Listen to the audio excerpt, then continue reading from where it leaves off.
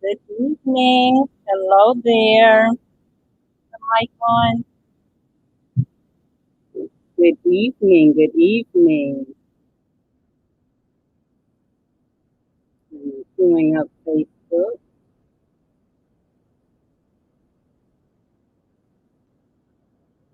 Good evening. Good evening. Doing up Facebook.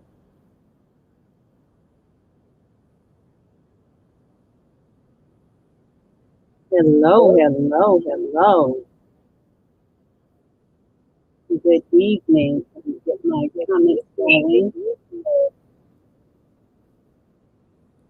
Good evening. Let me get my comments going.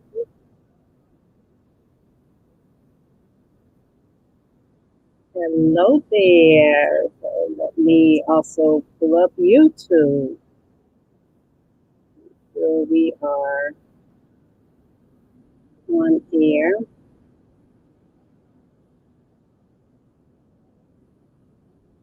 Yep, I'm live.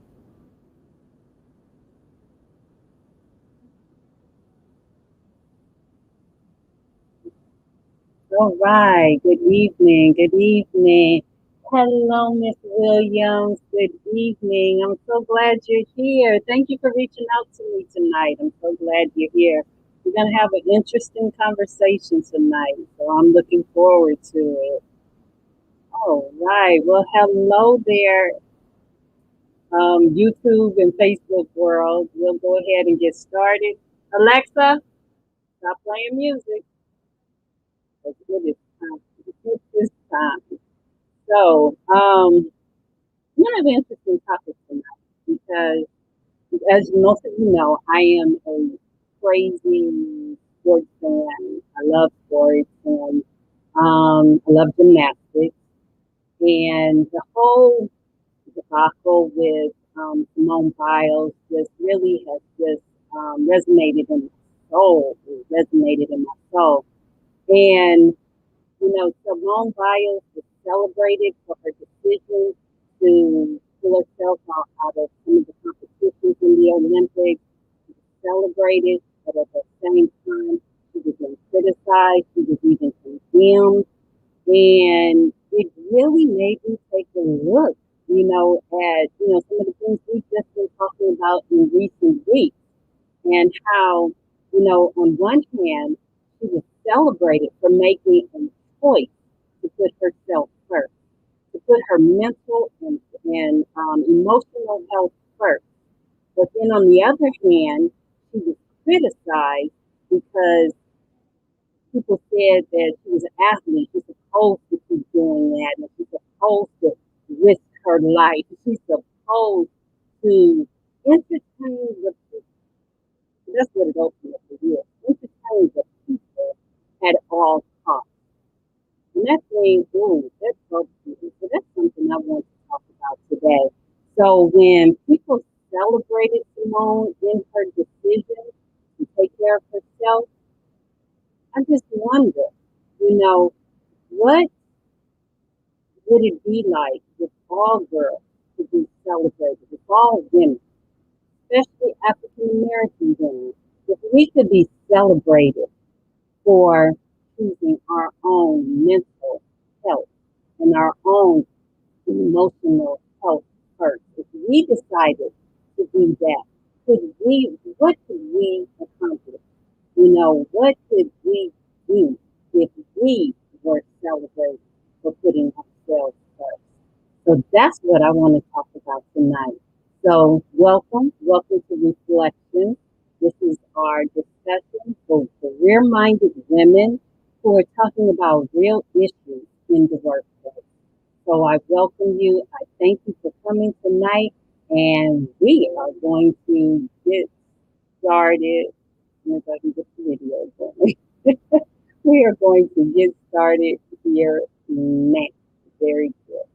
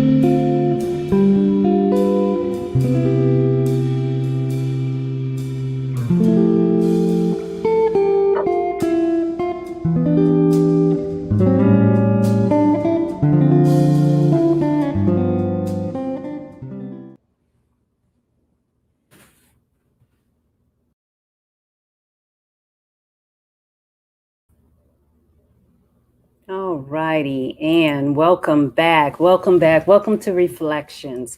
So, tonight we're talking about Simone Biles and her decision to step back and take care of herself mentally and emotionally. We're talking about the criticism and the celebration that she received.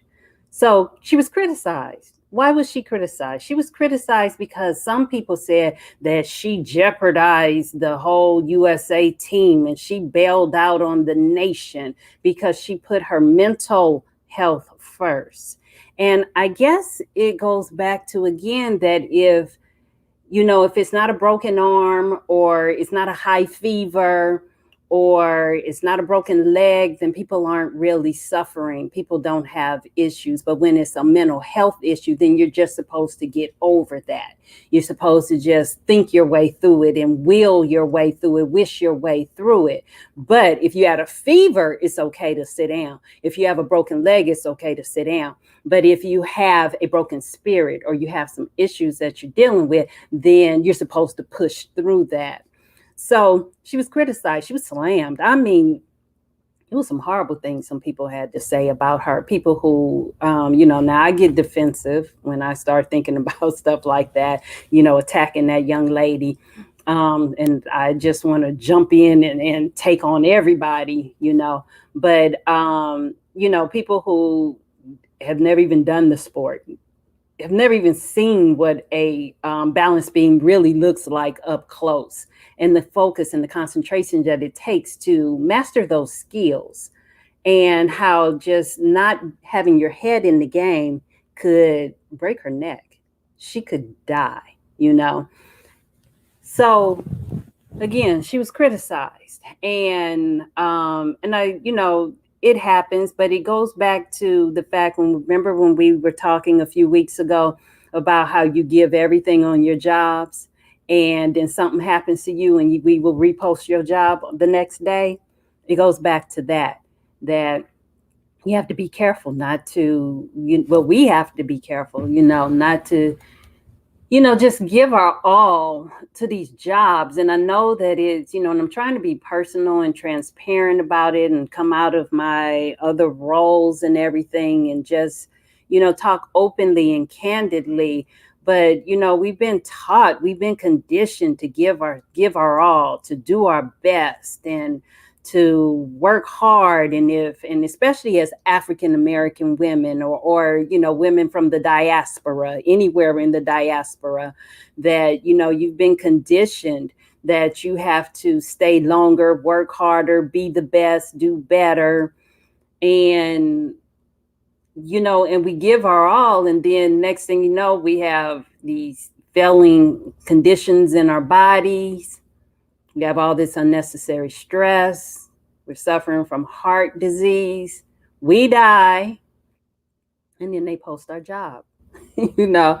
So we have to take time and look at ourselves. And I see some comments, so let me put my glasses on so I can read the comments and say, yes, I definitely saw that once you gone from this earth, they will replace you. Oh yeah, now that's the truth. That is the honest to goodness truth. The jobs will replace you. I shared several weeks ago about walking a colleague, a friend, through her last days in struggling with cancer, and being there with her family at hospice, being there to the bitter end,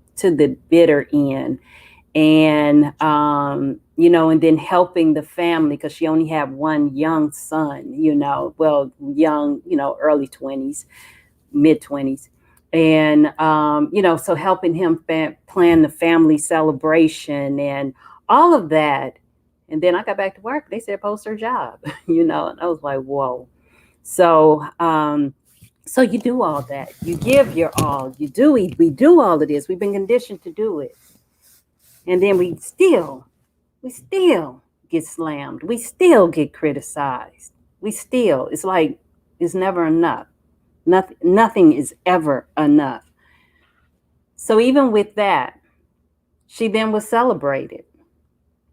She was celebrated by by women around the world who just said, you know, you're doing the right thing. Congratulations on your choice to take care of yourself, to put you first.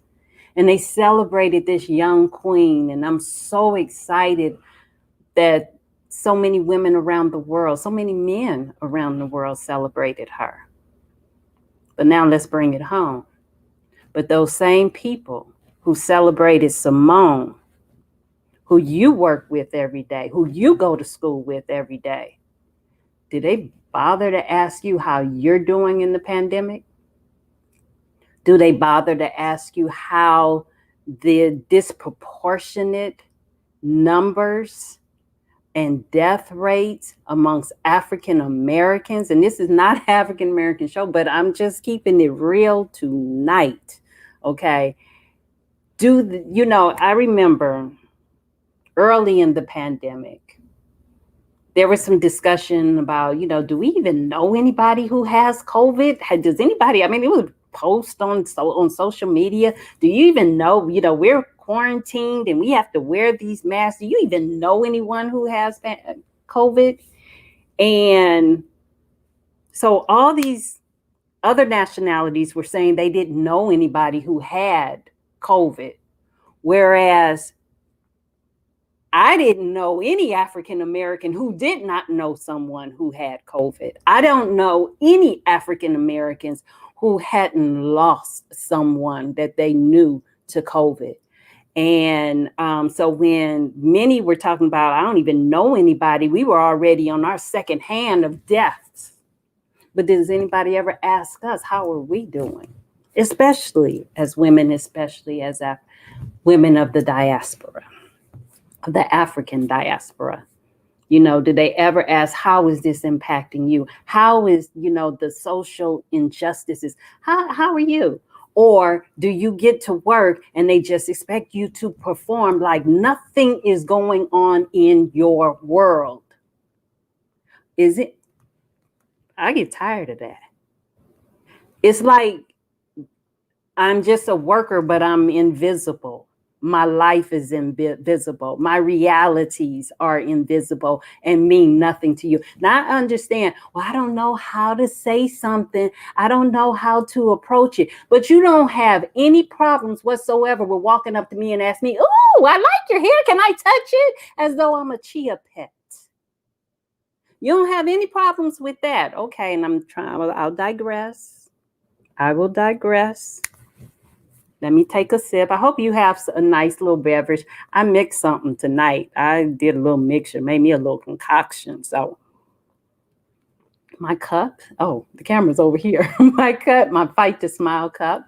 For those of you who are new to the show and don't know, but Fight to Smile is my brand. And Fight to Smile, this beautiful lady on the cup, represents a woman who stands strong on her belief. She holds her head up, and despite the challenges, the obstacles, and all the things she has to face, she continues to hold her head up despite the tears that she may have to cry. So Reflections is a part of, Fight to Smile. So let's go back. So again, we have all these people that are celebrating Simone, but you're forgetting about the people that you work with every day.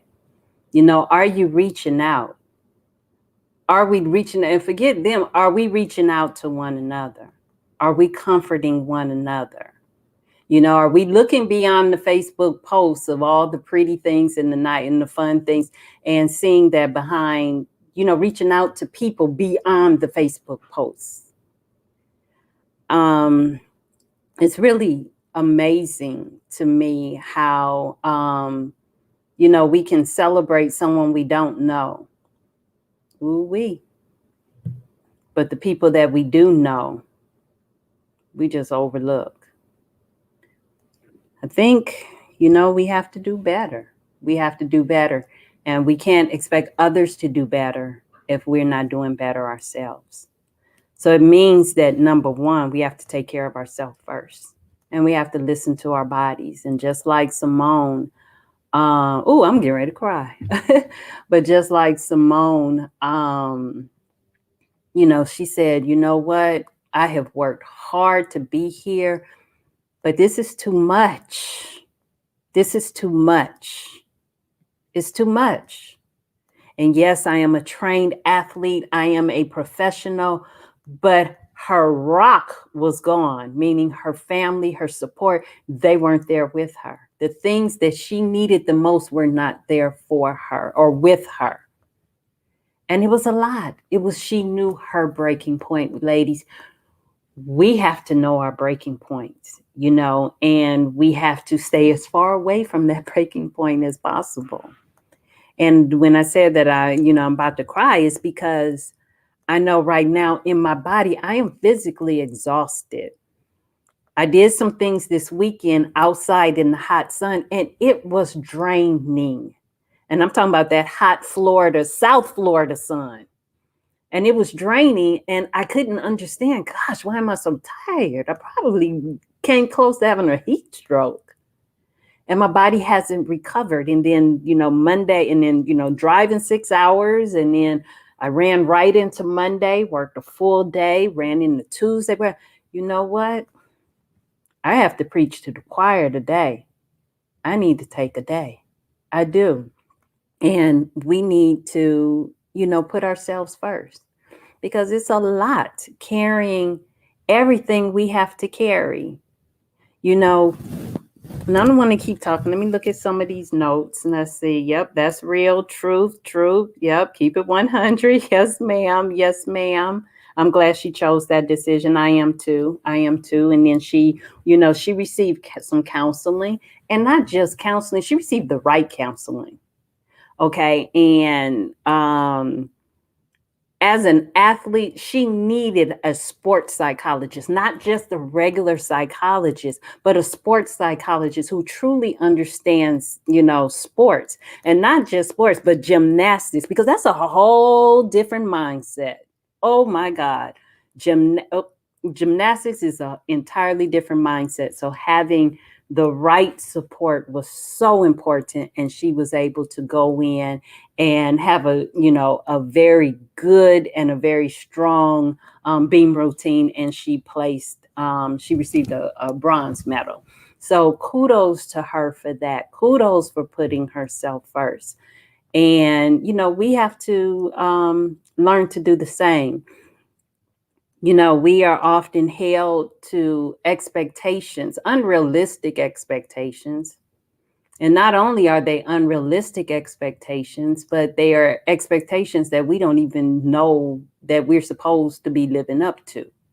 We have to, before we even get out the house in the morning, we have to be cognitive of our hair, and hair is especially for women of the African diaspora, hair is it's an emotional issue for us. And whether we go natural, whether we relax, whether we braid, twist, color, dye, whatever we decide, that's our personal decision, and no one should have a right to speak to us as to how we wear our hair. Yet and still, so many people have things to say and will hold things against you if you're not wearing your hair the way they think you should wear your hair. I've had people, now me, if you've watched me in the last 6 weeks, I change my hair. I change my hair every week. I'll change my hair in the middle of the week. I wear, my hair, I wear my hair relaxed. But sometimes I'll twist it. I'll do different things, but I do what I want to do when I want to do it, period. And, but hair is an emotional thing. Then there's the clothing. I have been dinged for wearing the same outfit someone else wears to work. But because it looks different on me or hits me differently than someone else, I got the ding. Anybody know what I'm talking about? Anybody know? So you have to watch what you wear. You have to watch what you say. because if you say something, then it's too direct. If you say something, then you weren't nice. Even those backhanded compliments, and then you're supposed to respond a certain way. Ooh, child, it becomes a lot. It becomes a lot. So you have to be in a mindset just to go to work, just to go to work, and then they want to give you, I don't know about you, but I've experienced, they want to give you the kids or the students or the clients with that are high needs or need extra care, and they want to give them to you because you're such a nurturer. Yeah, we're nurturers. We can do it. So, in essence, what you're saying is that you'll give me all the um, high needs clients and high needs students, and you want me to solve all of these problems, but you won't let me lead. So, what you're saying is that all you want me for is to be a 21st century Aunt Jemima. So, you're dealing with all of this before you even walk out the door. Now you got to fight traffic, get to work. And the first thing somebody want to say is they want to touch your hair. If you don't get away from me, man, it's crazy. It's crazy. It's crazy. And you're dealing with all of this, and then you're trying to, do the best thing for your health and, you know, um, be health conscious, try to pay attention to what you're eating, pay attention to, your changing body, because as you age, your body changes. Your body rebels. I say it rebels, but as you age, your body changes. And the things that you used to eat, and get up the next day and you're fine nowadays will keep you up all night. Keep you up all night long, okay? Um, and then your numbers are off and the blood pressure and stuff is just going crazy. So you have to pay attention to all of that. And then, and if you're in a relationship, that's work. And if you're not in a relationship, that's work. You're doing all of this. And then people want to say that, you're an angry Black woman. You know what? Let me see you carry my load. Let me see you carry my load with grace and with dignity. Let me see you do it. And then you were, doing things in the community, doing things in your religious organizations or your sororities and guys, and you're in your fraternities. And I understand men. I know I'm talking to the ladies and, but I don't want to leave you guys out, because you, especially those of the African diaspora, you really can't speak completely freely because people then are afraid of you. And don't be tall and bigger than a lot of people. Then they're really afraid of you. Oh, you're a big angry Black man. Poor thing. Yeah, I'm laughing, but I get it. I get it. I understand the struggle, but it's so much that we carry.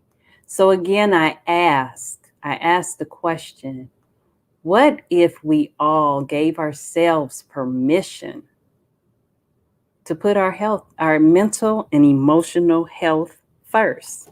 I see another comment has come in, and I'm glad you made it on tonight. I'm glad I made it on tonight. What?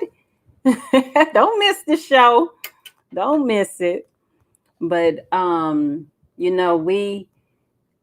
we have to do better again, and it starts with taking care of ourselves first. We have to take care of ourselves first. So I think for me, I need a day. I need a day. I do. Probably need a couple. Probably need a couple. But yeah, we definitely need to take care of ourselves. We need to take care of ourselves. So with that, I think let's see.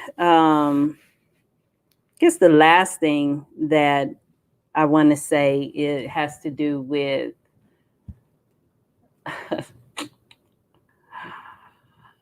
many of our I know as African American women, I hear, I'm as a woman, I've heard, no one has said this to me, but I've heard, men say, oh, well, that's why I don't deal with Black women, because, you have to fight them to love them and all this stuff.